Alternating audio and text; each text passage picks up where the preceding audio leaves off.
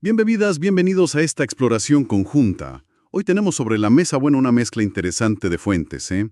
Informes globales, economía, un análisis sobre comunicación climática. Sí, Ujú. Noticias internacionales y también un panorama de la actualidad en Misiones, Argentina. exacto. La idea es conectar un poco los puntos, ¿no? Entre esas grandes tendencias mundiales, tensiones geopolíticas, desafíos ambientales, la economía medio incierta, y cómo se refleja eso o cómo contrasta, digamos, con una realidad más local. Ujú. Y también entender por qué a veces no hablamos de lo que, parece que más nos preocupa. Vamos a desglosar esto. Efectivamente, vamos a ver cómo temas como, qué sé yo, la guerra comercial Estados Unidos-China o los riesgos que identifica el Foro Económico Mundial, Ujú. como la desinformación, por ejemplo, Sí. conviven con noticias sobre la economía misionera o la situación del atún a nivel global, o incluso esto del silencio climático. Es fascinante buscar esos hilos conductores. Arranquemos entonces por el panorama global. Los informes apuntan a un 2025 con crecimiento económico mundial. Modesto, sí, pero constante. Aunque amenazado por posibles aranceles, más proteccionismo. Claro. Estados Unidos parece aguantar un poco mejor, ¿no? Pero Europa y sobre todo América Latina muestran un crecimiento más débil. Así es, se percibe una inflación global más caprichosa, digamos, el fin de lo que los economistas llamaban un entorno benigno, ¿no? O sea, un periodo de relativa estabilidad. Mm, Y el informe de riesgos globales 2025 es bastante claro. A corto plazo, los mayores peligros son los conflictos armados y, fíjate qué interesante, la desinformación y la polarización social. la desinformación. Es notable que esté tan arriba. Es un llamado de atención fuerte. Es como si nuestra dificultad para ponernos de acuerdo sobre la realidad por la desinformación fuera el primer obstáculo para enfrentar esas amenazas ambientales que también menciona el informe, ¿no? Es una conexión crucial, sí. Y hablando de esas amenazas ambientales, los datos son concretos y recientes. 2024 fue el año más cálido jamás registrado. Superamos en 1,55 grados Celsius los niveles preindustriales. Uf, Y hay una pérdida récord de hielo glaciar a nivel mundial. Eso impacta directo en el nivel del mar. y eso no es algo abstracto. Tiene un impacto acá, en Argentina. Directísimo.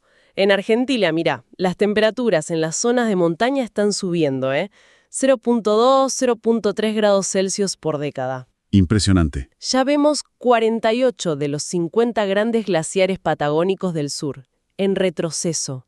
Esto es una amenaza real al suministro de agua para millones de personas. Millones. Sí.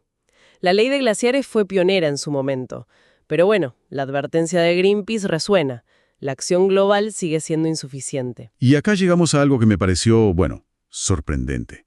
Un estudio reciente en PLOS Climate habla del silencio climático. Ujú. Resulta que una enorme mayoría, entre el 80 y 89% de la gente, quiere más acción climática.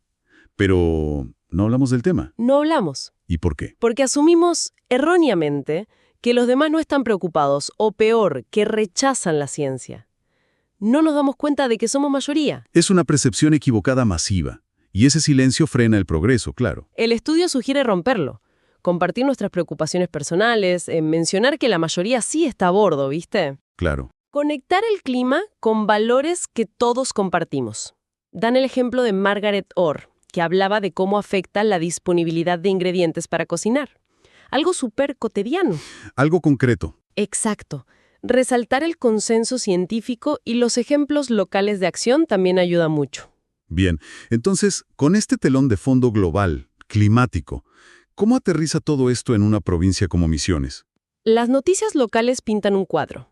Con matices, ¿no? Sí, con contrastes. Por un lado, se informa sobre estabilidad fiscal, institucional, incluso un aumento real de fondos nacionales en abril. Se anuncian medidas, la prórroga de la ventana jubilatoria, la tarifa social eléctrica, un nuevo biobanco, bonos de carbono. Sin duda, señales de gestión local, sí.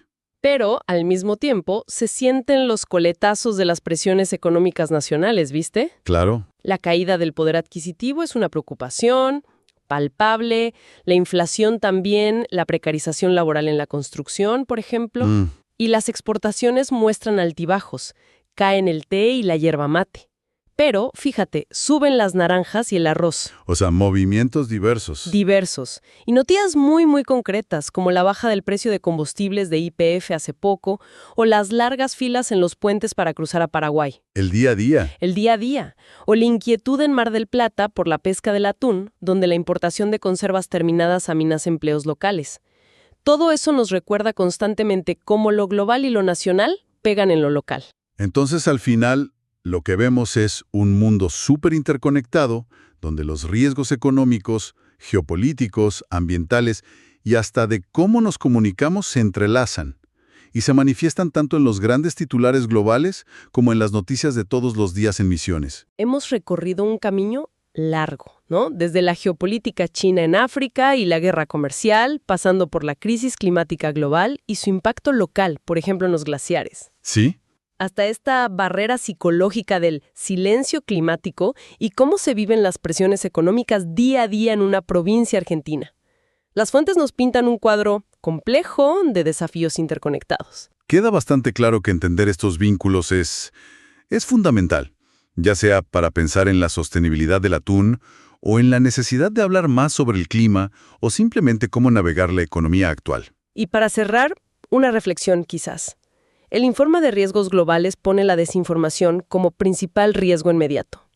El estudio sobre comunicación climática nos dice que malinterpretamos lo que piensan los demás sobre el clima. ¿Cierto? Quizás uno de los mayores riesgos no sea solo el problema en sí, sea climático, económico, social, sino nuestra percepción fragmentada y silenciosa de él. ¿Cuánto cambiaría nuestra capacidad de respuesta si fuéramos realmente conscientes de que, en temas cruciales como el clima, la gran mayoría comparte la misma preocupación fundamental? Es una pregunta fuerte para seguir pensando. Definitivamente. Algo sobre lo que seguir reflexionando.